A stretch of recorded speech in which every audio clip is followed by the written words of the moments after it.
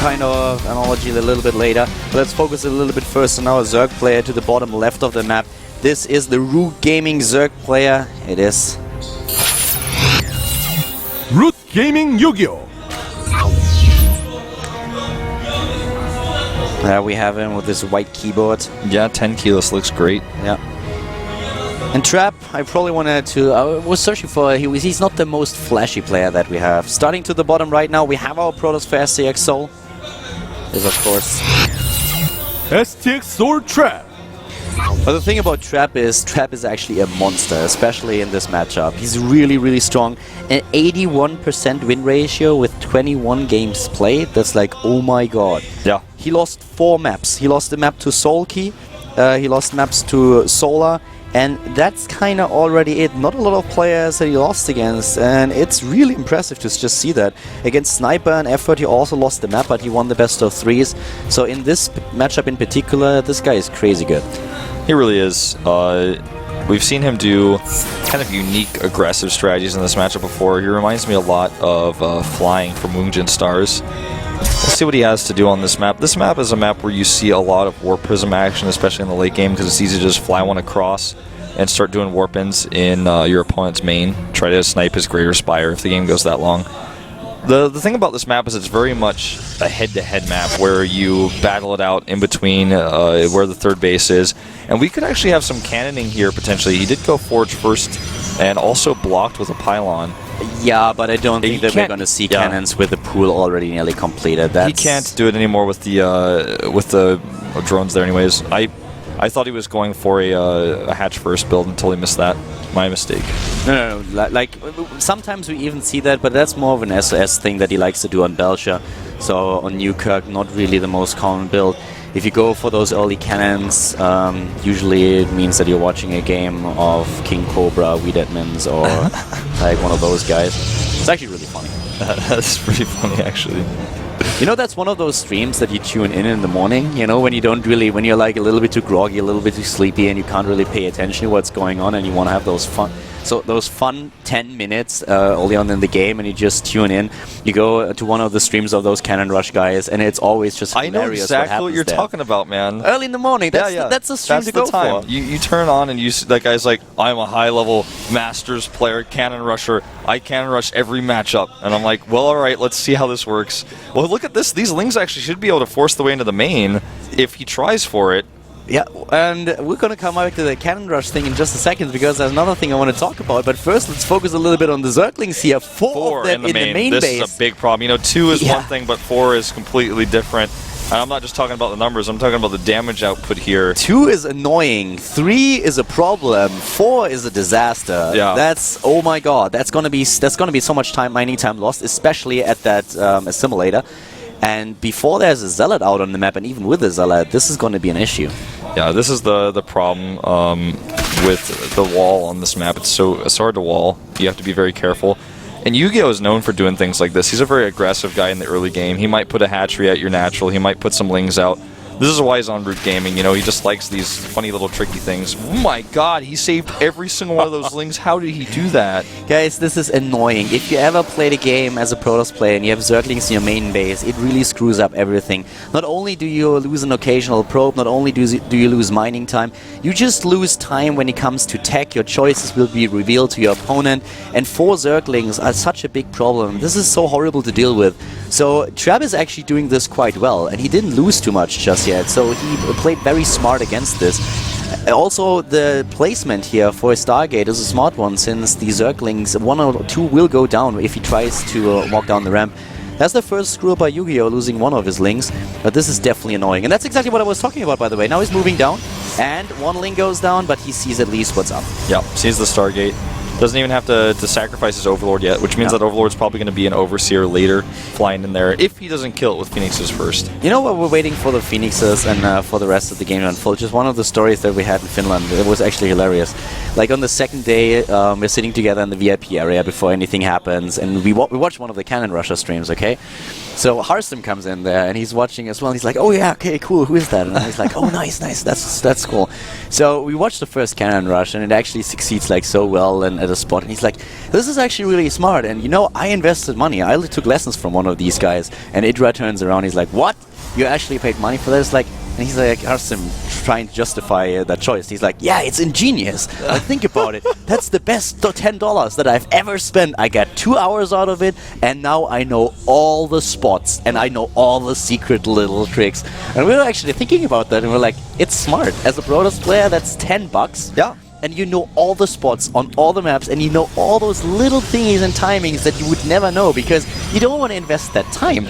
But those guys, they know everything, and it's such a cool thing to do. And Harstem, he was really proud. And after a while, even Idra just sat there and started nodding and was like, "You know, that is actually probably a really good choice that you made there." And Harstem, he was so proud. You have no clue. That's really funny. You know, one of my friends was really close with Wannabe Cool, and he taught him a lot of cannon rushing stuff. And I spent maybe 3 hours with his friend trying to see what what I could learn. But going back to the game here, we've got 20 Lings on the way and Banelings. This is so weird. It's like This is Yu-Gi-Oh! A late Baneling bust, and if he doesn't scout it, then he's dead. I mean, I don't. Oh, he makes another cannon right now, but I don't think he knows. Does he really know what's going on exactly? Yeah, okay. Yeah. He saw it with a He may need more cannons than that, though, Calder. I don't know. He only has 2 sentries. I don't understand the reaction here. I do not understand it at all. Here come those Banelings, and oh my god, he's nearly busting through, but he will hold.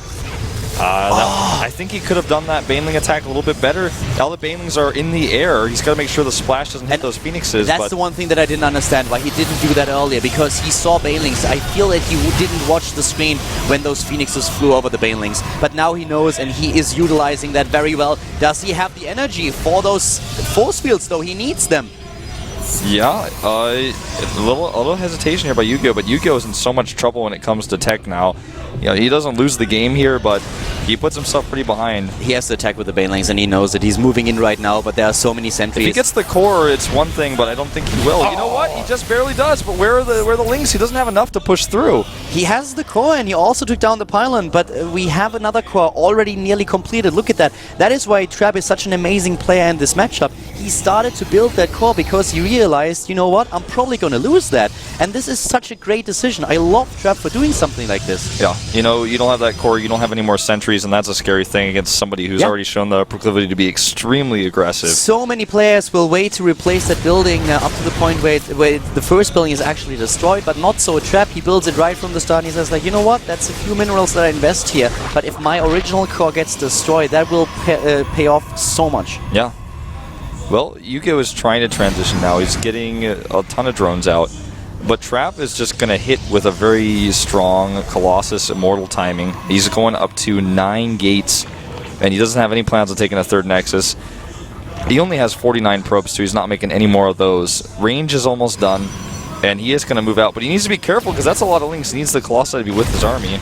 I mean, let's be honest here for a second. That attack could actually have worked, but as it is, that was a really, really expensive build that he was going for here. So much gas invested into the Banelings. The entire tech tree has been slowed down. So for YugiOh, this is a horrible position to be in, and Trap knows that. But if Trap... I don't know, if Trap would have reacted a little bit different, missed one of those force fields, then it could have worked, but still a gamble by YugiOh, and Trap is now trying to make him pay for it. Just look at the supply. He's going to try to, it looks like, go for Mutalisk here, but it's not going to work against this army composition. He's going to have to make Corruptors instead, and, you know, he's got the bank coming up here, but as long as Trap re-walls, doesn't lose too many units to these Zerglings carelessly, I think this attack is going to crush YugiOh. He doesn't really have the time. One of those Colossi has to deal with the Lings, but that's not going to be an issue for long. The pylon taken out, that's more of a problem here. You need more pylons at the front, but Trap is already building them.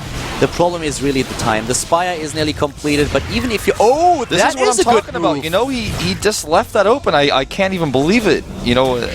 A Gold League player would know to put the pylon there. I mean, Trap just probably tried to and it didn't build or something.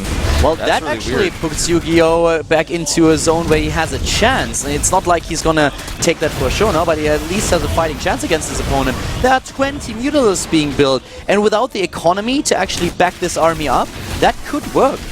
A few more probes being taken out here. The Spine Caller is not quite able to finish. No cancels on those. The Mutalisk popping here. One of them gets popped out, and There's a few Phoenixes to help fight. I just don't think he's going to have enough. He's just barely not going to have enough Mutalisks. I think it's going to be too close, you're right. That's only about 20 Mutalisks and there are 4 Phoenixes. We have the Stalker numbers. He's going for it. Losing his bases. He has to win it with this army. If he doesn't, then it's over. He needs to target down those Stalkers a little bit faster, but he doesn't really have the numbers. He's trying to fight now, but I don't think he can. Takes down one of the Phoenixes. That's, of course, already a win, but there are too many Stalkers. The focus fire is good, and there's still an economy at the main base and the natural for Trap. Yeah, the last Limulus falling here, and YugiOh is going to have to type out. This was a good attempt. I like the Baneling idea. GG, but you know, you go against a player who has that kind of a win ratio in this matchup, and you're probably pretty tempted to go for an all-in, and the Baneling all-in is probably the least likely one that Trap is going to think of, but the Phoenixes saw it, he prepared, and it was a nice hold. Yeah, it was definitely a really good hold by Trap here, and I do not blame YugiOh at all to go for this strategy. And a lot of Protoss players these days are very greedy in their execution of such a build, and a Baneling bust is something that you don't need every day, just because a lot of Protoss players will be able to fend this off. But with Protoss getting greedy against Zerg early on, this is something that you can go for if you realize that there are not enough sentries behind that wall. Yeah.